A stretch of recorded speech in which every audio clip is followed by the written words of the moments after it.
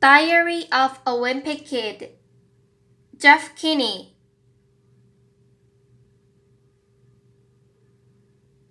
September. Tuesday. First of all, let me get something straight. This is a journal, not a diary. I know what it says on the cover, but when Mom went out to buy this thing, I specifically told her to get one that didn't say diary on it. Great. All I needed for some jerk to catch me carrying this book around and get the wrong idea. Sissy. Punch. The other thing I want to clear up right away is that this was Mom's idea, not mine. But if she thinks I'm going to write down my feelings in here or whatever, she's crazy. So just don't expect me to be all Dear Diary this and Dear Diary that.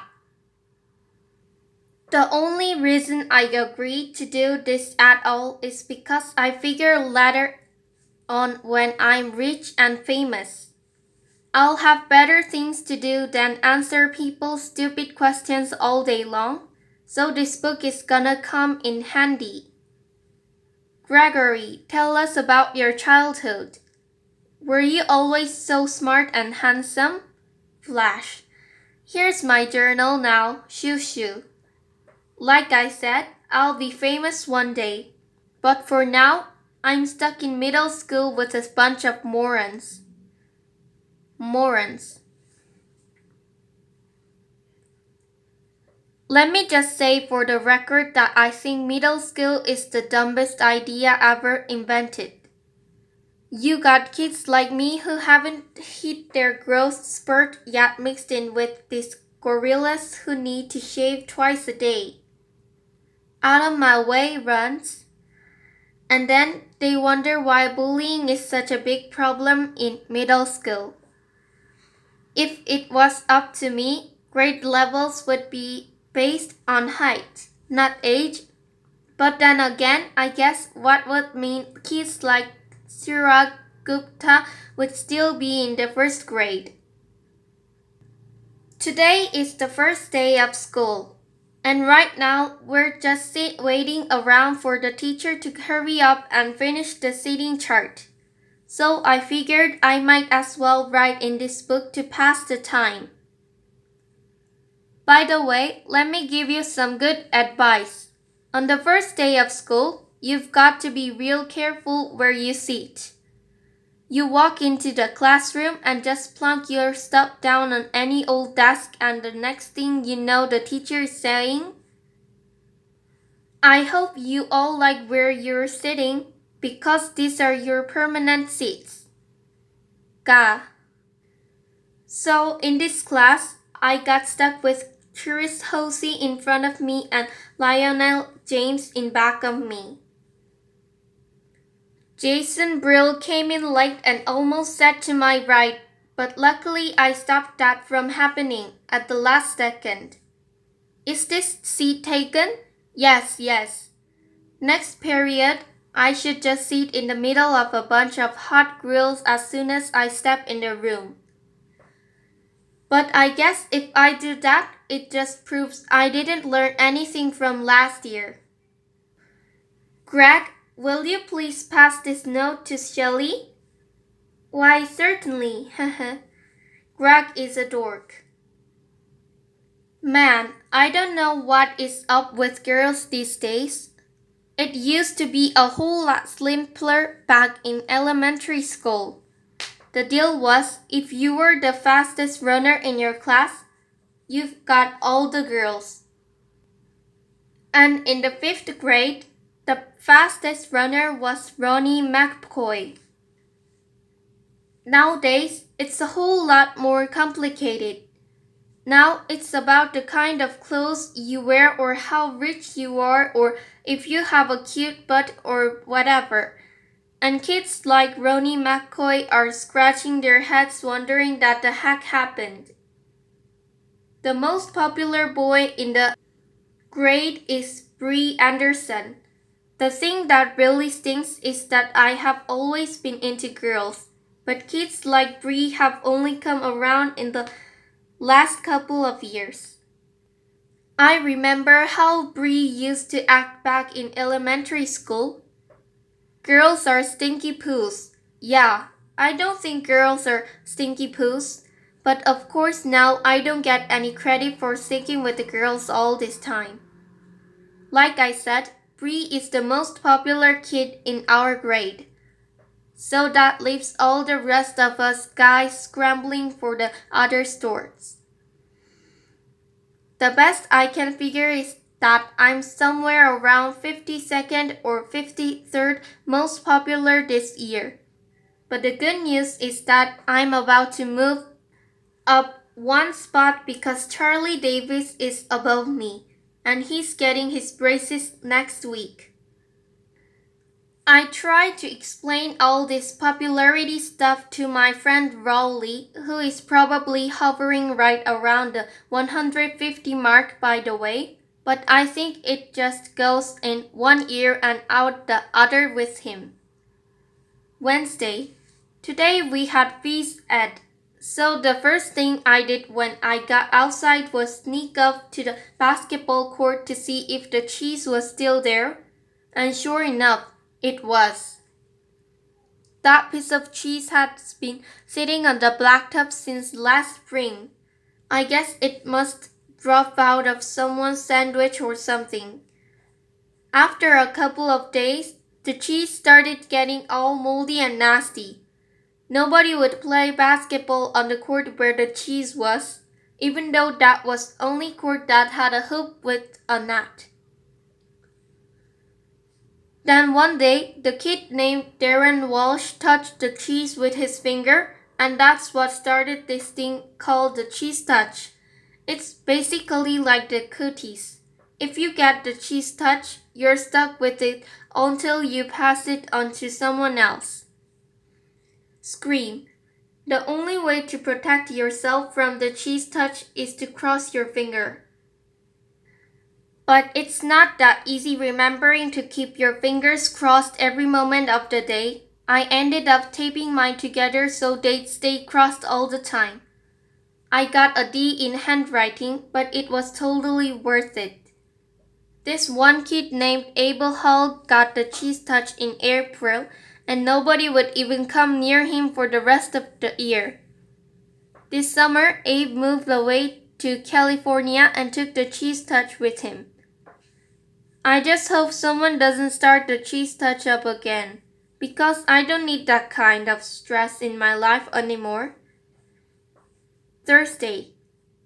I'm having a seriously hard time getting used to the fact that summer is over and I have to get out of the bed every morning to go to school. My summer did not exactly get off to a great start, thanks to my older brother Roderick. A couple of days into summer vacation, Roderick woke me up in the middle of the night. He told me I slept through the whole summer, but that luckily I woke up just in time for the first day of school. You might think I was pretty dumb for falling for that one, but Roderick was dressed up in his school clothes and he set my alarm clock ahead to make it look like it was the morning. Plus, he closed my curtains so I couldn't see what it was still dark out. After Roderick woke me up, I just got dressed and went downstairs to make myself some breakfast, like I do every morning on a school day. But I guess I must have made a pretty big racket because the next thing I knew, Dad was downstairs, yelling at me for eating cereals at 3 in the morning. It took me a minute to figure out what the heck was going on. After I did, I told Dad that Roderick had played a trick on me, and he was the one that should be getting yelled at. Dad walked down to the basement to chew Roderick out, and I tagged along. I couldn't wait to see Roderick get what was coming to him. But Roderick covered up his tracks pretty good, and to this day, I'm sure Dad thinks I've got a screw loose or something. Friday. Today at school we got assigned to reading groups.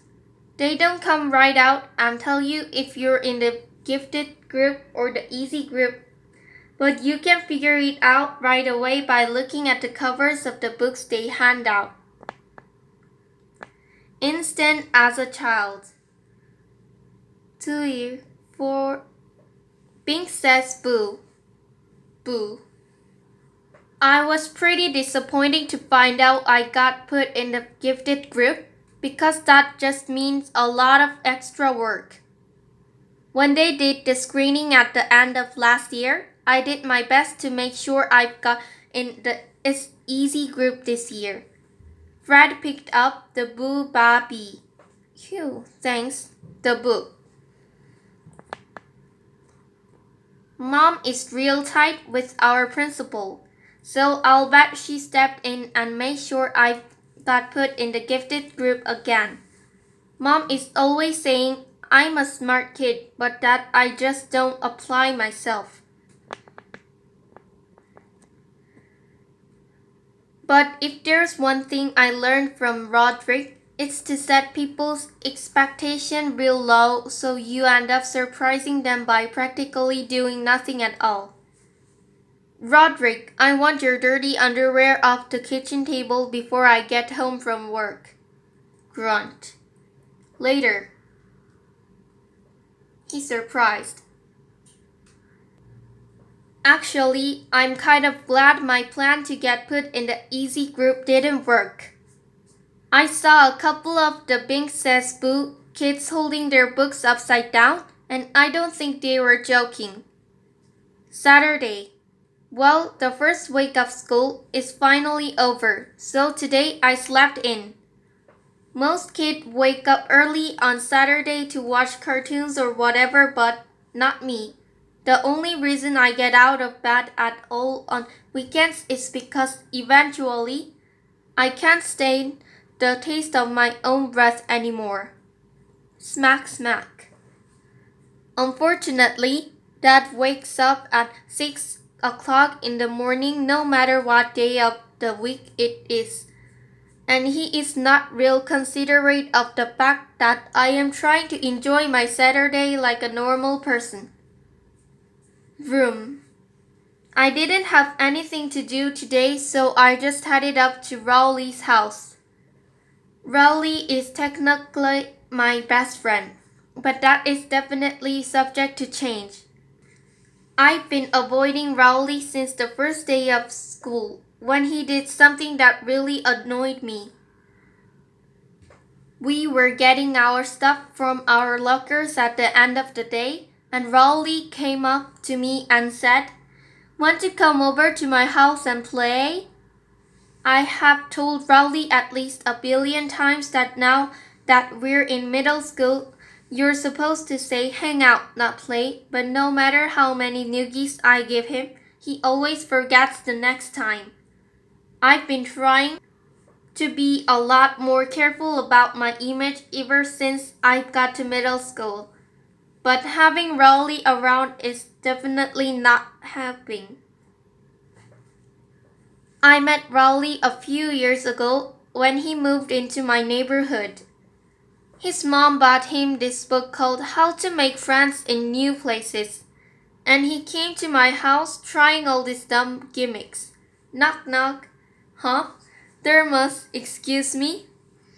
There must be some way to tickle your funny bone. Say what?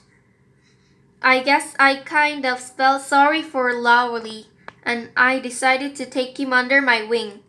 It's been great having him around, mostly because I get to use all the tricks Roderick pulls on me. Did you know that if your hand is bigger than your face, it's a sign of low intelligence? Really? Huh, gotcha. Whap.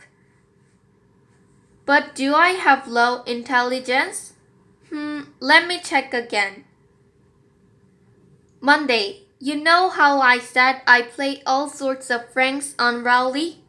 Well, I have a little brother named Manny, and I could never get away with pulling any of that stuff on him. Mom and Dad protect Manny like he's a prince or something. And he never gets in trouble, even if he really deserves it. Yesterday, Manny drew a self-portrait on my bedroom door in permanent marker. I thought Mom and Dad were really going to let him have it, but as usual, I was wrong. Aww. But the things that bugs me the most about Manny is the nickname he has for me. When he was a baby, he couldn't pronounce brother, so he started calling me Bubby, and he still calls me that now, even though I keep trying to get Mom and Dad to make him stop. Luckily, none of my friends have found that yet, but believe me, I have had some really close calls. Hey, this one says it's to Booby. Must be a mistake. Toss. Mom makes me help Manny get ready for school in the morning. After I make Manny his breakfast, he carries his cereal bowl into the family room and sits on his plastic potty.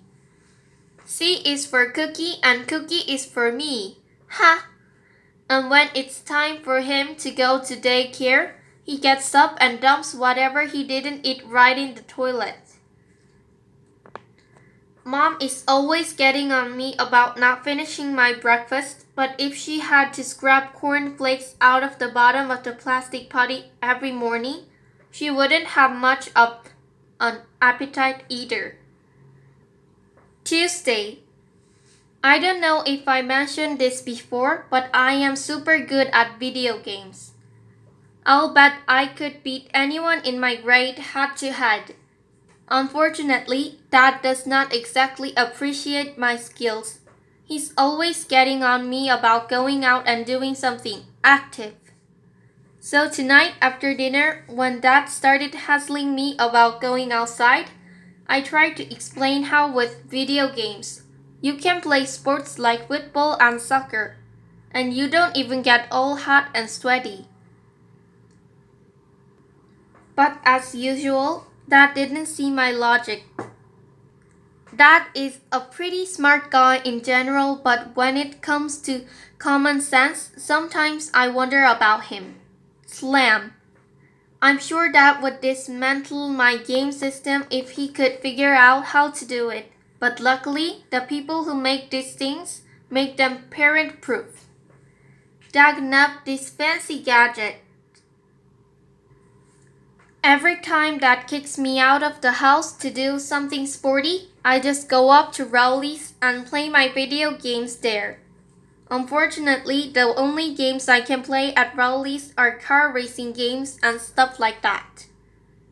Because whenever I bring a game up to Rowley's house, his dad looks it up on some parent's website, and if my game has any kind of fighting or violence in it, he won't let us play. In getting a little sick of playing Formula 1 racing with Rowley, because he's not a serious gamer like me, all that you have to do to beat Rowley is name your car something ridiculous at the beginning of the game. And then when you pass Rowley's car, he just falls to pieces. Bad fruit or hell. Bah ha ha ha. Anyway, after I got done mopping the floor with Rowley's today, I headed home. I ran through the neighbor's sprinkler a couple times to make it look like I was all sweaty, and that seemed to do the trick for Dad. Phew. But my trick kind of backfired, because as soon as Mom saw me, she made me go upstairs and take a shower. Wednesday. I guess Dad must have been pretty happy with himself for making me go outside yesterday, because he did it again today. It's getting really annoying to have to go up to Rowley's every time I want to play a video game. There's this weird kid named Fragley who lives halfway between my house and Rowley's. And Fragley is always hanging out with his front yard, so it's pretty hard to avoid him. Wanna see my secret freckle? No thanks.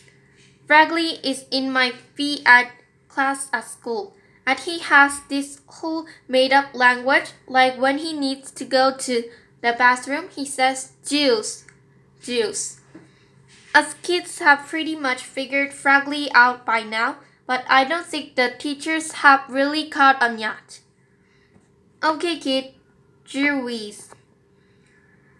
Today I probably would have gone up to Rowley's on my own anyway, because my brother Roderick and his band were practicing down in the basement. Roderick's band is really awful, and I can't stand being home when they're having rehearsals. His band is called Loaded Diaper, only it's spelled Loaded Diaper on Roderick's band. You might think he spelled it that way to make it look cooler, but I bet if you told Roderick how Loaded Diaper is really spelled, it would be news to him. Loaded Diaper. Dad was against the idea of Roderick starting a band, but Mom was all for it. She's the one who bought Roderick his first drum set. I think Mom has the idea that we're all going to learn to play instruments and then become one of those family bands like you see on TV. Singing. Dad really hates heavy metal, and that's the kind of music Roderick and his band play. I don't think Mom really cares that Roderick plays or listens to, because to her, all music is the same. In fact, earlier today, Roderick was listening to one of his CDs in the family room, and Mom came in and started dancing. She's dancing. That really bugged Roderick, so he drove off to the store and came back 15 minutes later with some headphones, and that pretty much took care of the problems. Thursday. Yesterday, Roderick got a new heavy metal CD, and it had one of those parental warning stickers on it. I have never gotten to listen to one of those parental warning CDs because Mom and Dad never let me buy them at the mall. So I realized the day I was gonna get a chance to listen to Roderick's CD, and if I snuck it out of the house this morning after Roderick left, I called up Rowley and told him to bring his CD player to school. Then I went down to Roderick's room and took the CD off his rack. You're not allowed to bring personal music players to school, so we had to wait to use it until after lunch when the teachers let us outside. As soon as we got the chance, me and Rowley snuck around the back of the school and loaded to Roderick's CD. But Rowley forgot to put batteries in his CD player, so it was pretty much worthless. Then I came up with a great idea for a game. The object was to put the headphones on your head and then try to shake them off without using your hands.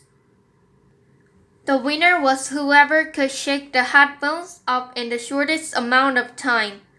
I had the record with 7.5 seconds, but I think I might have shook some of my feelings more loose with that once.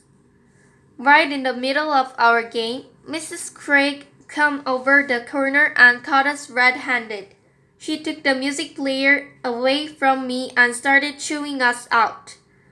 But I think she had the wrong idea about what we were doing back there. She started telling us how rock and roll is evil and how it's going to ruin our brains. I was going to tell her that there weren't even any batteries in the CD player, but I could tell she didn't want to be interrupted, so I just waited until she was done, and then I said, "Yes, ma'am." But right when Mrs. Craig was about to let us go, Rowley started blabbering about how he doesn't want rock and roll to ruin his brains. Honestly, sometimes I don't know about that boy.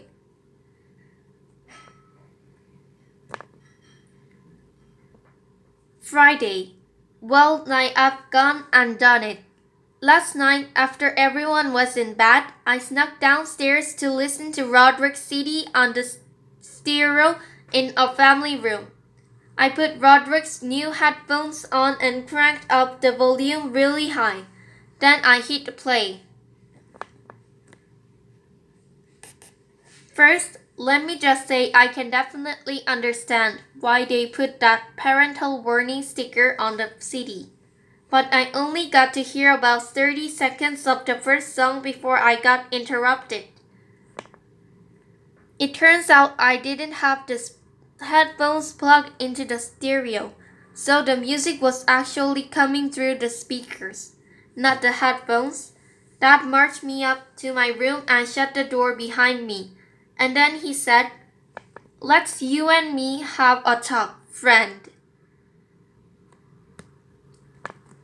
He's shivering. Whenever Dad said friend that way, you know you're in trouble. The first time Dad ever said friend like that to me, I didn't get that it was being sarcastic, so I kind of let my guard down. I don't make that mistake anymore. Tonight, Dad yelled at me for about 10 minutes, and then I guess he decided he'd rather be in bed than standing in my room in his underwear. He told me I was grounded from playing video games for 2 weeks, which is about what I expected. I guess I should be glad that's all he did. The good thing about that is that when he gets mad, he cools up real quick, and then it's over. Usually, if you mess up in front of Dad, he just throws whatever he's got in his hands at you. Good time to screw up. Bad time to screw up. Mom has a totally different style when it comes to punishment. If you mess up and Mom catches you, the first thing she does is to take a few days to figure out what your punishment should be. And while you're waiting, you do all these nice things to try to get off easier. I just dusted the dining room for the heck of it. How thoughtful of you. But then after a few days, right when you forget you're in trouble, that's when she lays in on you. Are you having fun? Yeah. No video games for a week. Monday. This video game ban is a whole lot tougher than I thought it would be. But at least I'm not the only one in the family who's in trouble. Roderick's in some hot water with Mom right now, too.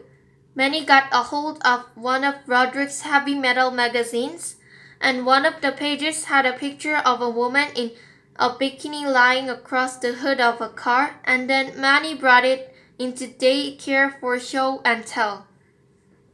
Anyway, I don't think Mom was too happy about getting that call. I saw the magazine myself and it honestly wasn't anything to get worked about. But Mom doesn't allow that kind of stuff in the house. Roderick's punishment was that he had to answer a bunch of questions Mom wrote out for me. Did anything this magazine make you a letter person? No. Did it make you more popular at school? No. How do you feel about knowing Outnet, this type of magazine now? I feel ashamed. Do you have anything you want to?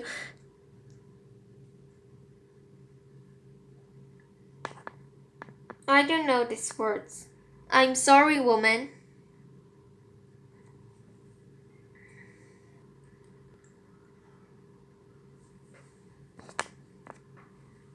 This is the end of part 1.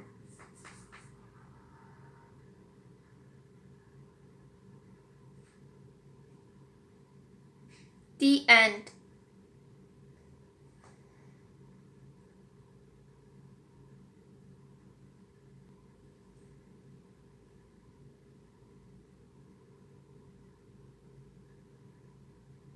Have a good night.